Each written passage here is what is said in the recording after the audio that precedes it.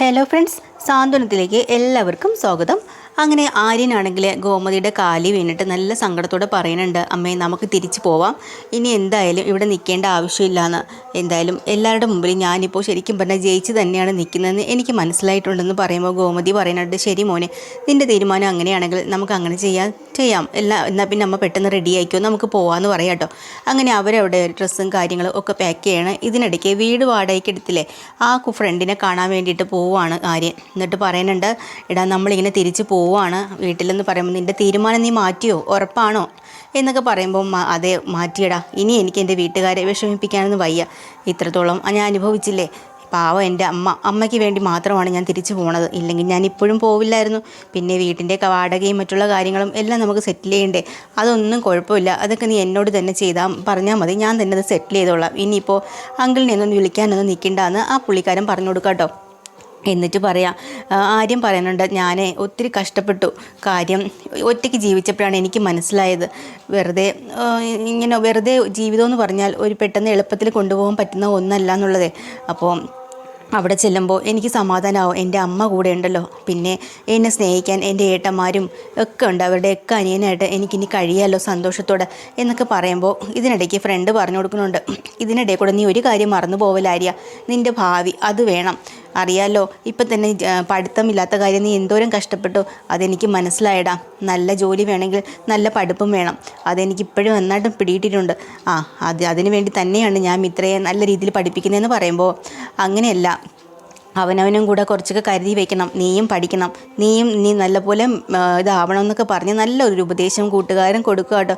അങ്ങനെ ശരിയാ, ഞാനും ഇനി അതിനെക്കുറിച്ച് ചിന്തിക്കണം എന്നൊക്കെ അവരിങ്ങനെ ഭയങ്കര ഹാപ്പി ആയിട്ട് സംസാരിച്ച് പിരിയാ കേട്ടോ. വീട്ടിലാണെങ്കിലും ഇവിടെ ഗോമതിക്ക് വലിയ ഡ്രസ്സും കാര്യങ്ങളൊന്നും ഇല്ല പാക്ക് ചെയ്യാനായിട്ട്, ഗോമതി വന്നപ്പോഴും ഉടുത്തിരുന്ന തുണിയായിട്ടാണല്ലോ വന്നത്, അപ്പോൾ അതുകൊണ്ട് തന്നെ വലുതായിട്ടൊന്നും ഇല്ല, അങ്ങനെ ഇത്രയും എല്ലാം എടുത്ത് പാക്ക് ചെയ്ത് വെക്കുക കേട്ടോ. പക്ഷേ ആര്യന് വല്ലാത്തൊരു സങ്കടം, ആ വീട് വിട്ട് പോകുന്നതിന് നേരെ കിച്ചണിലേക്ക് പോയി അവിടെ ചെന്ന് ആലോചന നിൽക്കുക. ഈ വീട്ടിൽ വന്ന സമയം തുടക്കത്തിൽ മിത്രയായിട്ട് ഒരുമിച്ച് നിന്ന് പാചകം ചെയ്യുകയും കയ്യിൽ കൂടെ തേയില വെള്ളം വീണിട്ട് കൈ പൊള്ളുകയൊക്കെ ചെയ്യുന്ന സംഭവങ്ങൾ ഒത്തിരി ഉണ്ടല്ലോ, ഇവരുടെ തുടക്കത്തിലുള്ള കാര്യങ്ങൾ ഇതെല്ലാം ആര്യന് ഓർത്തെടുക്കുക കേട്ടോ. ആര്യന് നല്ല മിസ് ചെയ്യുന്നുണ്ട് ആ വീട്. അപ്പോൾ മിത്ര അങ്ങോട്ട് വരികയാണ്. മിത്ര ചോദിക്കുന്നുണ്ട്, എന്താ ആര്യ ഇവിടെ ഒറ്റയ്ക്ക് നിൽക്കണേ? ഒന്നുമില്ല, എനിക്ക് മനസ്സിലായി എന്താണെന്നൊക്കെ, ഇവിടെ വിട്ടുപോകാൻ ചെറിയ വിഷമം ഉണ്ടല്ലേ, എനിക്കും ഉണ്ട് ആര്യ വിഷമം, ഇവിടുത്തെ ചില കാര്യങ്ങളൊക്കെ ഓർത്തിട്ടാ എന്നിങ്ങനെ ആര്യം പറയുമ്പോൾ മിത്ര പറയാം, എൻ്റെ ആഗ്രഹങ്ങളും കാര്യങ്ങളും ഓർമ്മകളൊക്കെ ആര്യനെ ചുറ്റിപ്പറ്റിയുള്ളത് തന്നെയാണ് ഇവിടുത്തെ കാര്യങ്ങൾ, അല്ലാണ്ട് ഇവിടെ എനിക്ക് വേറെ എന്താ. ആര്യനുമായിട്ട് ആദ്യം നമ്മൾ ഒരുമിച്ച് നിന്ന് പാചകം ചെയ്തതും വഴക്ക് കൂടിയതും അടി കൂടിയതും കാലിൽ കുപ്പിച്ചില്ല് കൊണ്ടപ്പം എന്നെ തൂക്കിയെടുത്തുകൊണ്ട് നടന്നതും ഇതൊക്കെ തന്നെ എൻ്റെ ഓർമ്മ, ഇതൊന്നും എനിക്ക് മറക്കാനും പറ്റുന്നില്ല എന്ന് അവരിങ്ങനെ സങ്കടം അങ്ങോട്ടും ഇങ്ങോട്ടും പറഞ്ഞ് നിൽക്കുന്ന സമയത്താണ് ഗോമതി വരുന്നത് കേട്ടോ. എന്താ മക്കളെ നിങ്ങളിങ്ങനെ ആലോചിച്ചിരിക്കുന്നത്, എനിക്ക് മനസ്സിലായി എന്താന്ന് വെച്ചാൽ ഇവിടെ വിട്ടു പോകാൻ നിങ്ങൾക്ക് നല്ല വിഷമമുണ്ടല്ലേ, ഇനിയിപ്പോൾ എന്ത് ചെയ്യാനാ മോനെ, നീ ഒന്നുകൂടെ ഒന്ന് ആലോചിച്ചിട്ട് പോയാൽ പോരേന്ന് ചോദിക്കുമ്പോൾ ആര്യം പറയാണ്, അങ്ങനെ ഇല്ലമ്മേ, നമ്മൾ തീരുമാനിച്ച് സംസാരിച്ച് കഴിഞ്ഞ കാര്യമാണല്ലോ, ഇനി അതിനെക്കുറിച്ച് പുറകിലോട്ടൊരു ചിന്ത വേണ്ട, എന്തായാലും ദേവമംഗലത്തേക്ക് നമ്മൾ 3 പേരും കൂടെ പോകുന്നു, അപ്പോൾ എല്ലാം റെഡിയായല്ലോ അല്ലേ. അങ്ങനെ അവരെല്ലാവരും ഡോറൊക്കെ പൂട്ടി വെളിയിറങ്ങാട്ടോ. അപ്പം ഇത്രയെടുത്ത് ഗോമതി പറയാണ്, നീ ഒരു കാര്യം ചെയ്തും തൂക്കിപ്പിടിച്ച് നിൽക്കാതെ അവിടെ വെക്ക്.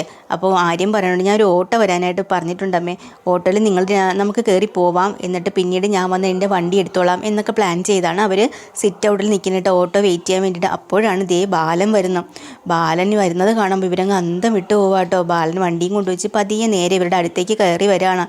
അയ്യോ എന്താണെന്ന് വെച്ചിട്ട് അടുത്ത് നിന്നിട്ട് ഗോമതിയോട് പറയാം, ഗോമതി ഞാൻ വന്നാലേ നീ തിരിച്ച് വീട്ടിലേക്ക് വരുള്ളൂ എന്നാണല്ലോ പറഞ്ഞത്, അപ്പോൾ എന്തായാലും അതിൻ്റെ ഒരു കുറവ് വേണ്ട, ഞാൻ വന്നിരിക്കുന്നു, നീയും നിൻ്റെ മോനും എല്ലാവരും അങ്ങോട്ട് വരണം എന്ന് പറയാട്ടോ. നിൻ്റെ മോനെയും ഞാൻ വിളിക്കാതെ നീ വരില്ലല്ലോ എന്നൊക്കെ ഇങ്ങനെ പറയുന്നുണ്ട്.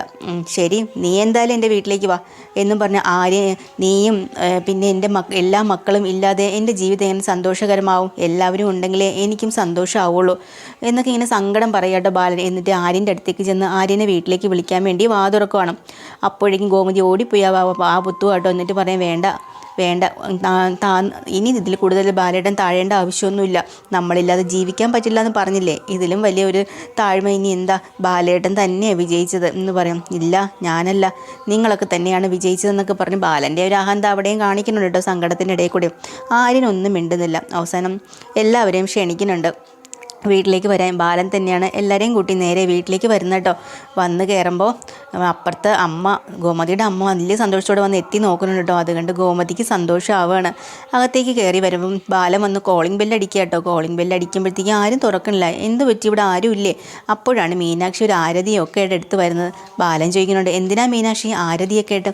അല്ല, എന്തായാലും കുറച്ച് നാൾ മാറി താമസിച്ചതല്ലേ എല്ലാവരും, അപ്പോൾ വരുമ്പോൾ ഒന്ന് ആരതി ഒഴിഞ്ഞ് ദൃഷ്ടിദോഷങ്ങളും കണ്ണും ഒക്കെ കളഞ്ഞിട്ട് അകത്ത് കയറുന്നില്ല വെച്ചാൽ നല്ലത്, അതുകൊണ്ടാന്ന് പറയാം. എന്തായാലും ഗോമതി നിങ്ങളൊക്കെ ജയിച്ച് തന്നെ നിൽക്കുകയല്ലെന്ന് വീണ്ടും ബാലൻ പറയാം കേട്ടോ. അപ്പോൾ ഗോമതി പറയും, എന്തിനാ ബാലേട്ടൻ അങ്ങനെ പറയണത്? ആരും ഇവിടെ എങ്ങും ജയിച്ചിട്ടില്ല, എല്ലാവരും ഒരേ കണക്ക് തന്നെയാണ്, ബാലേട്ടൻ തന്നെയാണ് ഇപ്പോഴും ജയിച്ച് നിൽക്കുന്നതെന്ന് പറയാം. എന്നിട്ട് പറയാനുണ്ട്, ബാലൻ പറയാം, എനിക്ക് ആരതിയൊന്നും ഒഴിയണ്ട, ഞാൻ ഈ വീട് വിട്ട് ഇറങ്ങി പോയില്ലല്ലോ, പോയവർക്ക് മാത്രം ചെയ്താൽ മതി എന്ന് മീനാക്ഷിയോട് പറയാം. അപ്പോൾ ഗോമതി പറയുന്നുണ്ട്, അതൊന്നും പറ്റില്ല, ഏറ്റവും കൂടുതൽ ഇവിടെ കണ്ണ് തട്ടിയിട്ടുള്ളതും ദൃഷ്ടിദോഷം വന്നിട്ടുള്ളതും ബാലേട്ടന് തന്നെയാണ്, അപ്പോൾ ബാലേട്ടൻ കൂടെ നിന്ന് വേണം ഇത് ചെയ്യാനെന്ന്. അങ്ങനെ ബാലനും എല്ലാവരും കൂടെ നിൽക്കുമ്പോൾ തന്നെ മീനാക്ഷി ആരതിയൊക്കെ ഒഴിഞ്ഞ് അവർ സന്തോഷപൂർവ്വം അകത്തേക്ക് കയറ്റിയായിട്ട് ഇന്നത്തെ എപ്പിസോഡ് തീരുന്നത്. പുതിയൊരു എപ്പിസോഡ് വീണ്ടും വരെ. ചാനൽ ഇഷ്ടമായ ലൈക്ക് ചെയ്യുക, സബ്സ്ക്രൈബ് ചെയ്യുക. Thank you.